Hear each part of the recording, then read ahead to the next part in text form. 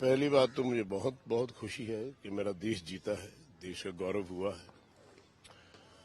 और बच्चों के लिए बहुत खुशी है, टीम के बच्चों के लिए। रोहित के लिए बहुत बहुत खुशी है, विराट कोहली के लिए बहुत खुशी है, गौतम गंभीर के लिए बहुत खुशी है, सारी मैनेजमेंट के लिए बहुत खुशी है। वो इसलिए है कि तुम जीते हैं, दूसरा बहुत सारे आलोचक, तमाम मीडिया से लेके तमाम हिंदुस्तान की आवाम जब श्रीलंका में सीरीज हारे, यहां सीरीज हारे न्यूजीलैंड से, फिर ऑस्ट्रेलिया में हारे, तो कसर किसी ने छोड़ी नहीं। लेकिन फिर ये दिखा दिया कि 2 साल में 2 वर्ल्ड चैंपियनशिप हमने जीती हैं। कोई घर आके तो ट्रॉफी दे ही नहीं गया, मेहनत करके बच्चों ने जीती है।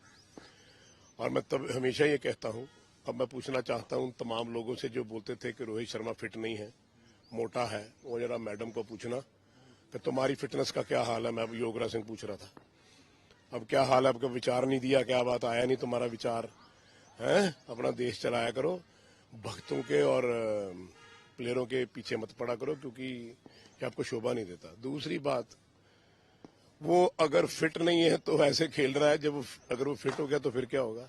हर आदमी की बॉडी की अपनी अपनी बनत है, ठीक है। आपने बहुत सारे ऑस्ट्रेलियंस देखे होंगे, डेविड बून वगैरह, ये सब बहुत तगड़े तगड़े तगड़े, कईयों के पेट भी निकले हुए हैं कि हर एक आदमी की अपनी बॉडी की बनत होती है, ये नहीं कि पतला आदमी जो है वो बड़ा फिट होता है।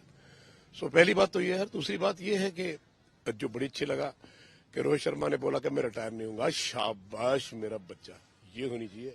हमें कौन है रिटायर करने वाला? मैंने कहा था रोहित शर्मा, विराट कोहली की किसी की औकात है उसको रिटायर करें?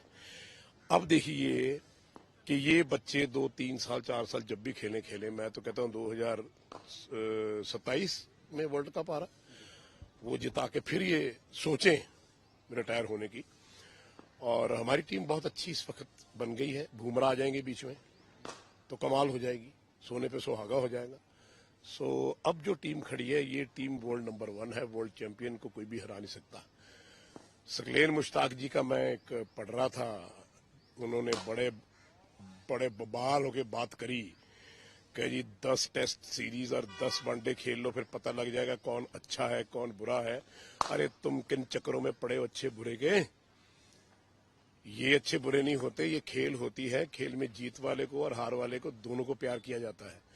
बाकी मैं गुजारिश करता हूं कि जी सकलेन मुश्ताक जी चैलेंज कर रहे हैं तो 10 सीरीज टेस्ट मैच की और 10 वनडे 50-50 के कहीं और देश में रख लो, दुबई में खेल लेते हैं, वहीं आ जाओ हैं। तो मैं तो सरकार से कहूँगा थोड़ा सा इनका भी जितना तवा गर्म है थोड़ा ठंडा कर दो, इनको भी पता लगे हाँ पाकिस्तान का। क्योंकि ये बात बात पे नुक्ताचीनी करते हैं, बात बात पे बोलते हैं, एप्रिसिएशन तो करना आता नहीं इनको तो बस बोलना आता है। सो बहुत सारे मुंह बंद कर दिए। मैं कहता हूं ना कि बोलने से कुछ नहीं होता।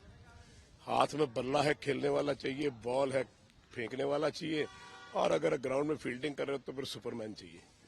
सो आई थिंक वो इंडियन टीम ने कर दिखाया है। और मैंने पहले ही कहा था कि इंडिया सेमीफाइनल का फाइनल होगा और इंडिया जीतेगी। कल जब 6 आउट हो गए तो हम शूटिंग कर रहे थे बॉम्बे में, मैं कहा क्या हो गया, 48th और 49th ओवर के बीच में हम जीत जाएंगे। तो 48.4 ओवर्स में हम जीत गए।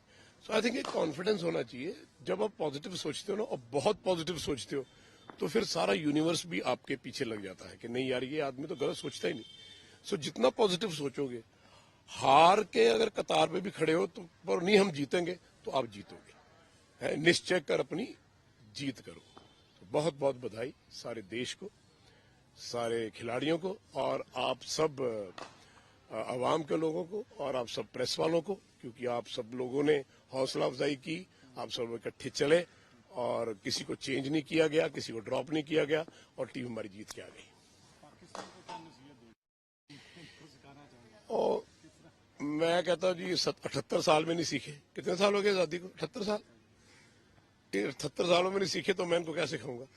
जो लोग अपने लोगों को गालियां निकालते रहते हैं, अपने देश को गालियां निकालते रहते हैं, उनके प्लेयरों को, उनके अवाम के बारे में बुरा भला कहते रहते हैं, उस देश को आप क्या सिखा सकते हो? जिन्होंने जेलसी करनी है आपसे, आप जीतो या हारो, नुक्ताचीनी करनी है, वो आदमी कभी तरक्की कर सकते हैं? हिंदुस्तान कहां से कहां चला गया पार्टीशन के बाद। पाकिस्तान का क्या हाल है, जरा मिला के तो देखो, कहीं है, कहीं खड़े हैं। तो फिर मैं तो ये कहूंगा कि देखो, अगर किसी की रीस नहीं कर सकते ना तो उसके पीछे लग जाओ। If you can't beat them you join them. कुछ सीखो हिंदुस्तान से, हिंदुस्तान के देशवासियों से सीखो, हिंदुस्तान की प्रेस से सीखो, हिंदुस्तान की सरकार से सीखो कि देश कैसे चलता है। तुम्हारे पास तो इतने आदमी नहीं है, हमारे पास तो फिर भी 150 करोड़ इंसान, अभी 200 करोड़ हो गया होगा, उसको संभाल ही रहे ना हम। और हम तो ऐसे नहीं करते, 2 वक्त की रोटी भी खाते तभी अपने देश का भला मांगते हैं। सो आई थिंक काफी कुछ उनको सिखाने वाला है। जो उनको सिखाने वाला था, अकल देने वाला था, खिलाने वाला था, देश को चला सकता था, वो इमरान खान था, उनको आपने जेल में डाल रखा है। तो उनका तो यही हाल है। अगर आप अपने अच्छे बंदों के हाथ में देश नहीं दोगे और आपको अच्छे बंदे मिलेंगे, उनकी आप नहीं कदर करोगे, तो फिर आपका यही हाल होगा। तो मैं तो उनको वैसे किसी गिनती में गिनता ही नहीं। जब भी पाकिस्तान इंडिया का मैच होता है, मैं छोड़ो परे यार, ये ऐसे लगता है हिंदुस्तान मोहल्ले वाली टीम से खेल रही है। कभी जीते आज तक बताओ? 25 साल हो गए। कोई 25 सालों में आपने कोई वर्ल्ड कप जीता हो, हिंदुस्तान को हराया हो, फिर तो आप बात भी करो। और अब तो हमारी टीम इतनी अच्छी बनती जा रही है, गौतम गंभीर वगैरह सब आ गए हैं, ये मिलजुल के ये तो 2 टीमें खड़ी कर देंगे। तुम बी टीम से खेल लो यार, ये टीम तो छोड़ो पड़े। बी टीम हमारे पास है, उससे ही खेल लो सीरीज, कहाँ खेलनी है बोलो। सो अकल उसको दी जाती है जो अकल ले।